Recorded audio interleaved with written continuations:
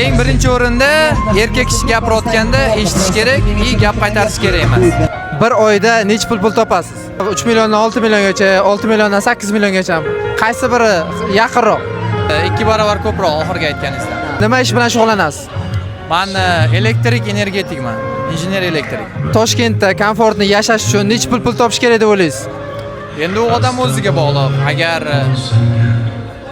o'zi xohlagan narsalarni olib yashayman desa, ancha-muncha pul ketib qoladi. Agar ekonom qilib yashayman deydigan bo'lsa, $500 yog'iga ketaveradi. Qizlarga nisbatan sizlar red flaglaringiz.